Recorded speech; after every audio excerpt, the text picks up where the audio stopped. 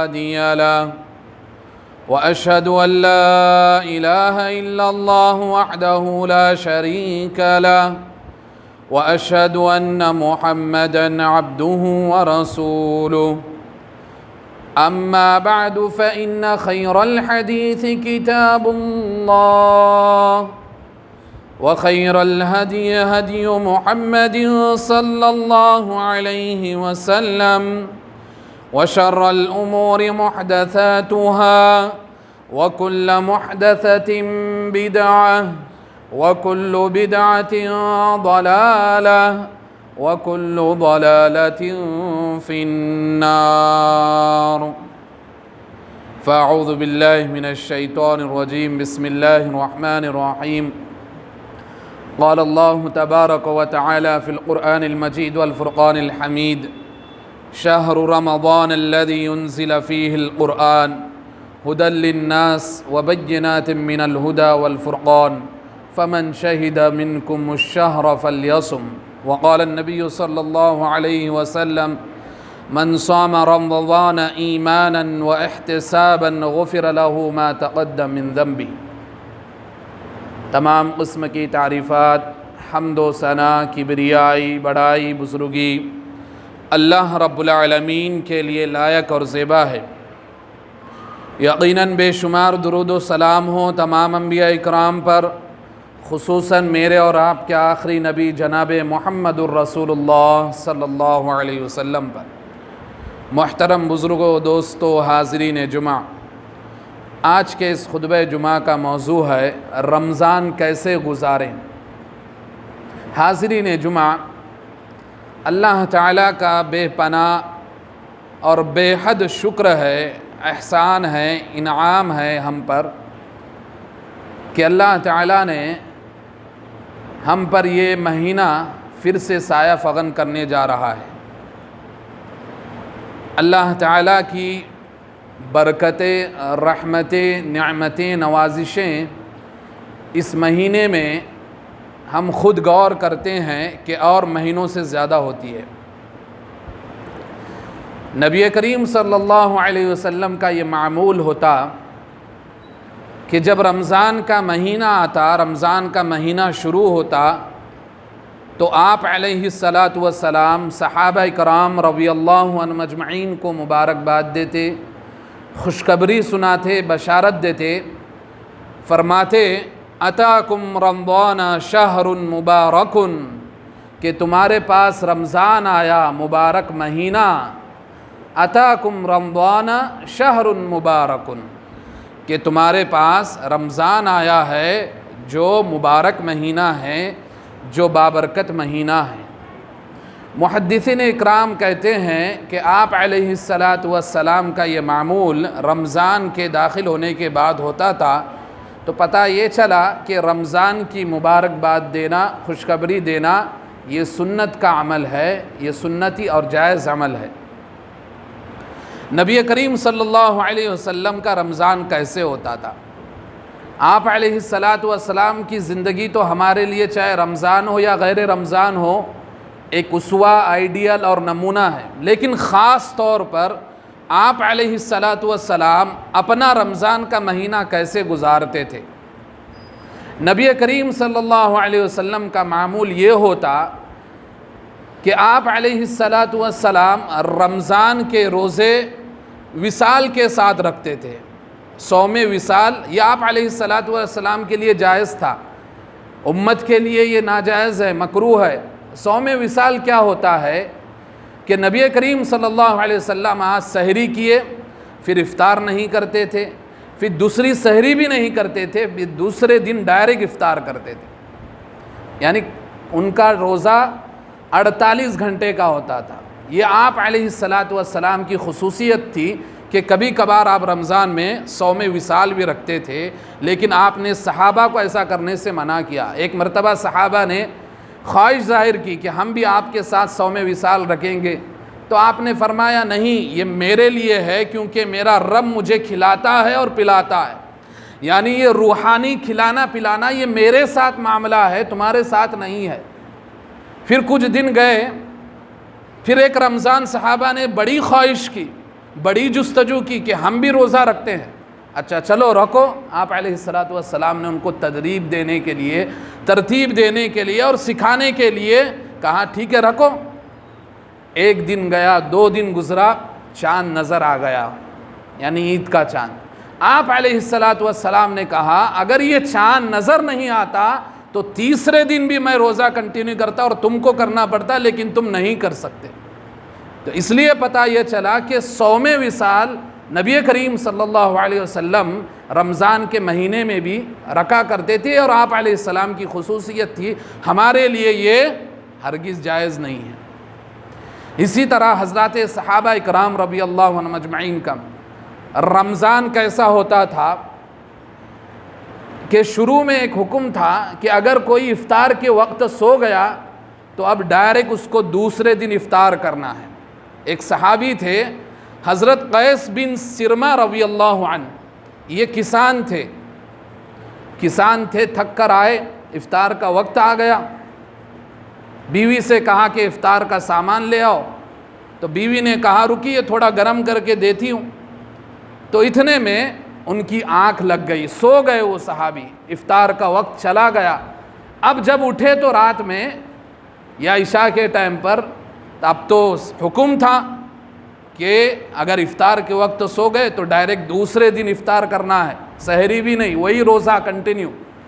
پھر دوسرے دن کیا ہوا، دن کے وقت وہ بے ہوش پڑ گئے.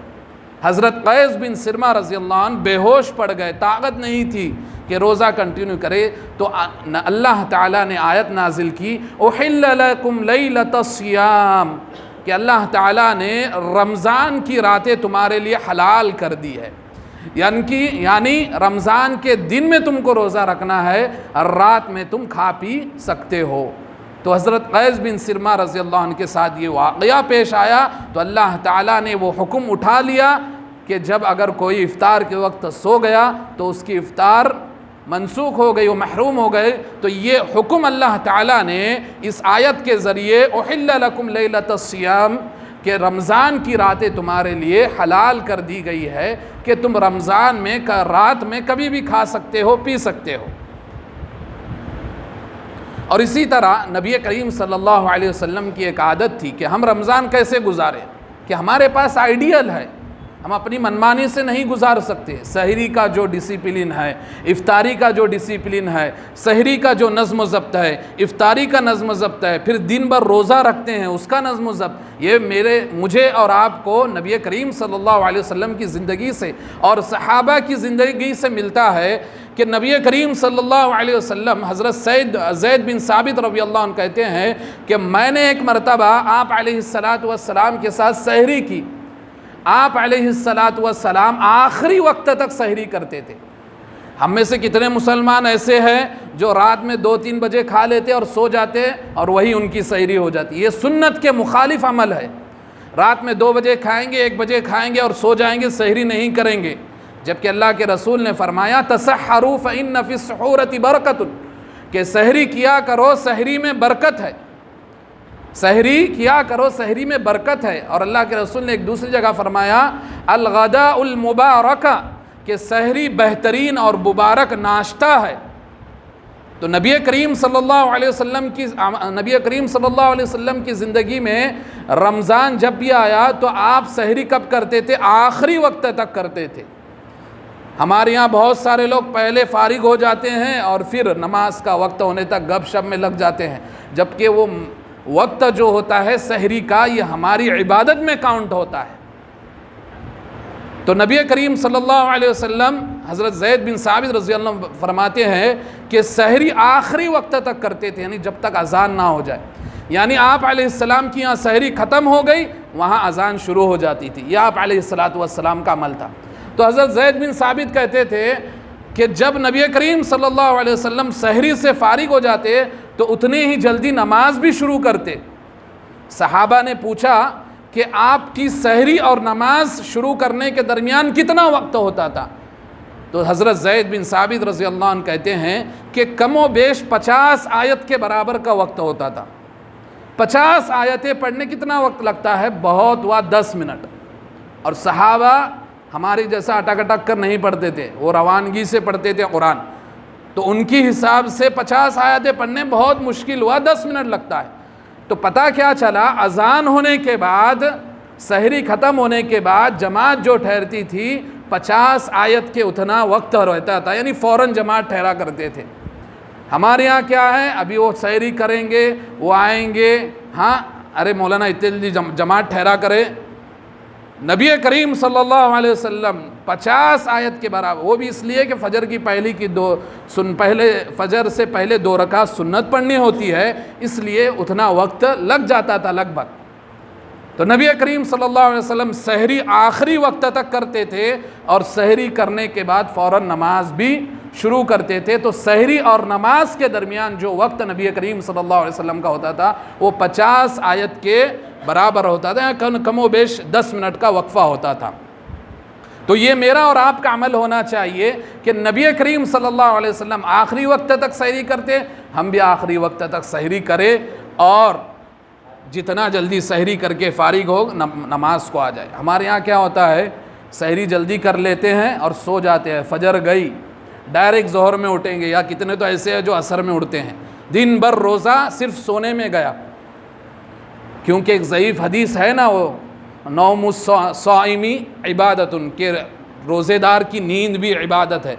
یہ ساری من گھڑت روایتیں بیان کی جاتی ہے، اور مسلمان روزہ رکھ کے سوتے ہیں، جبکہ عبادتیں کرنا ہے۔ آپ کے دن دیکھیے، نبی کریم صلی اللہ علیہ وسلم روزہ رکھ کر زیادہ سے زیادہ تلاوت کرتے تھے، دن کی حالت میں زیادہ سے زیادہ ذکر و اذکار کرتے تھے، تسبیح پڑھا کرتے تھے، نوافل ادا کرتے تھے، اور رات میں قرآن کی تلاوت بکثرت کیا کرتے تھے۔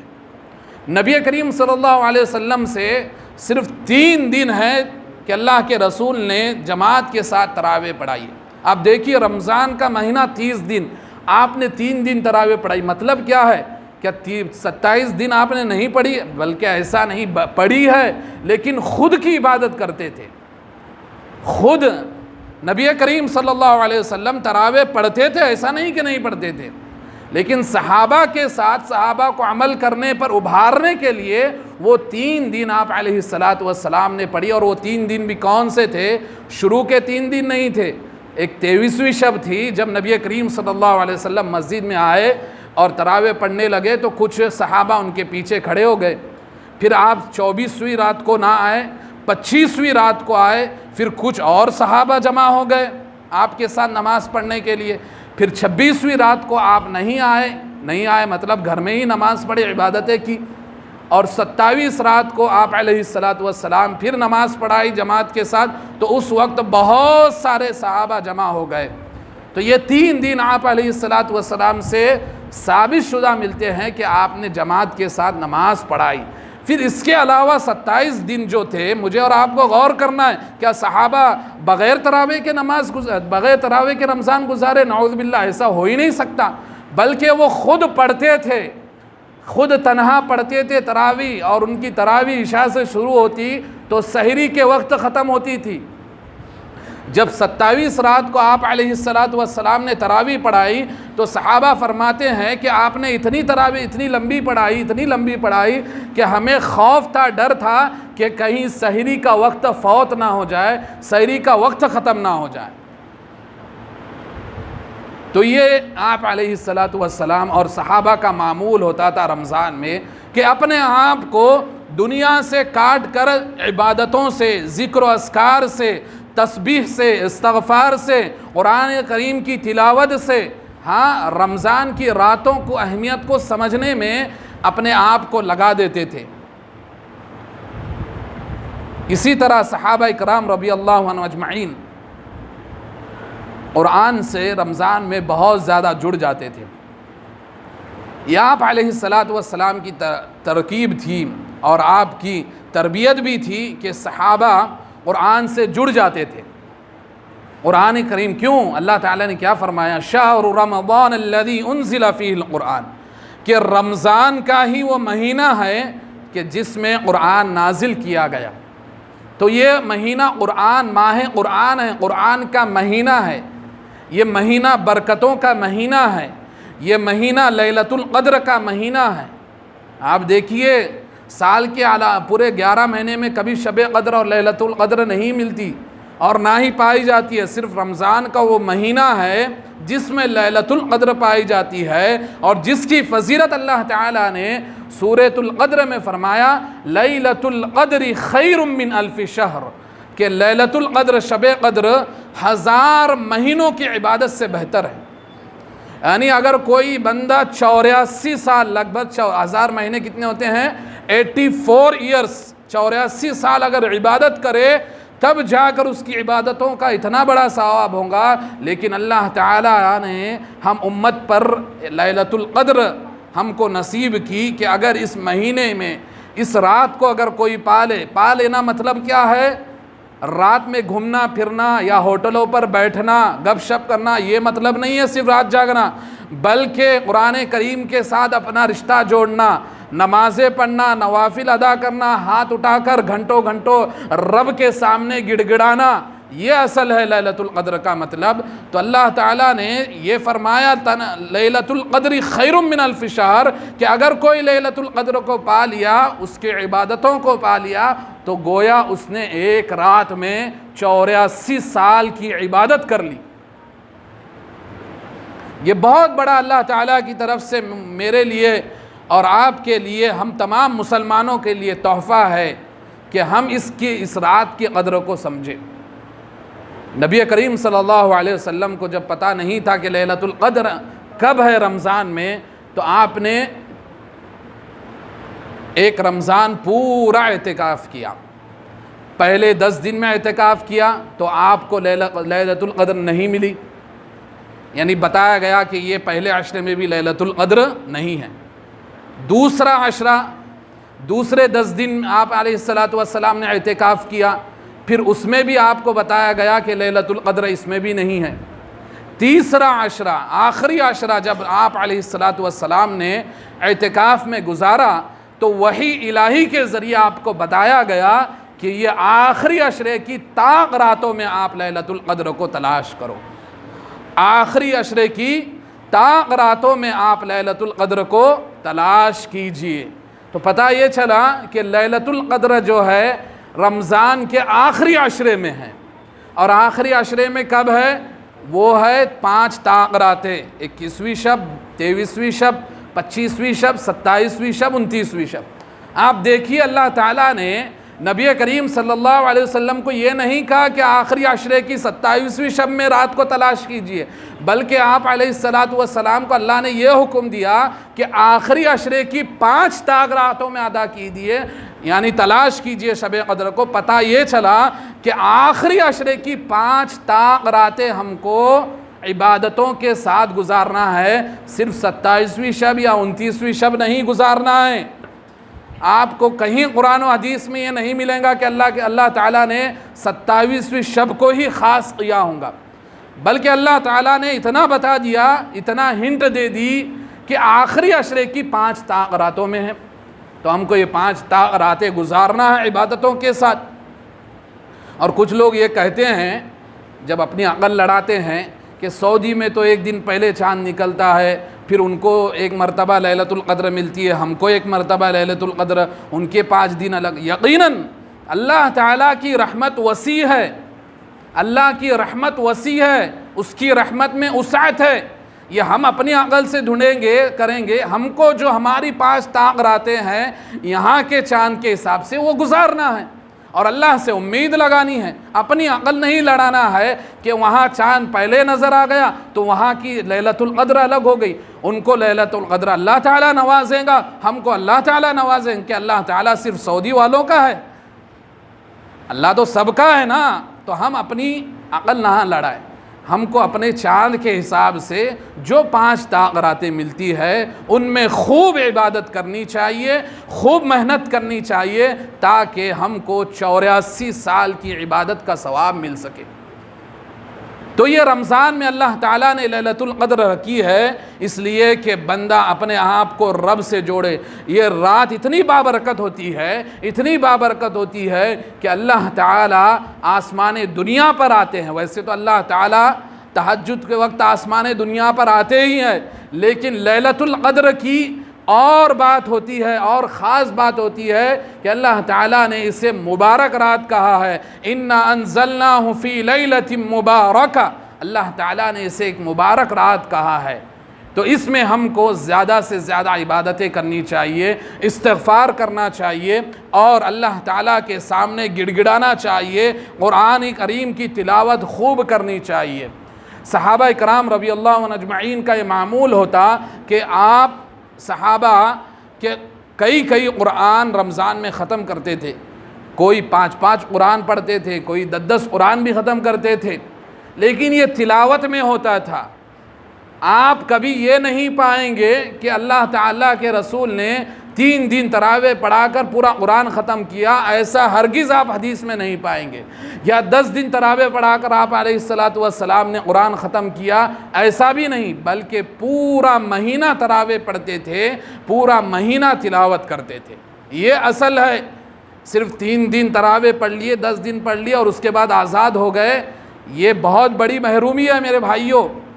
رمضان کا مہینہ، آپ کو بتاؤں ایک واقعے کے ذریعے، 2 صحابی تھے، 2 صحابی ایک ساتھ اسلام لائے، ایک ساتھ 2 صحابی اسلام لائے اور دونوں خوب عبادت کرنے میں مگن رہتے تھے، لیکن ایک صحابی جو تھے ان دونوں میں سے وہ کچھ زیادہ عبادت میں مشغول رہتے تھے، ہاں، اور ان کی موت بھی کیسے ہوئی وفات، وہ ایک جنگ میں شہید ہوئے، جہاد فی سبیل اللہ میں لڑتے لڑتے شہید ہو گئے۔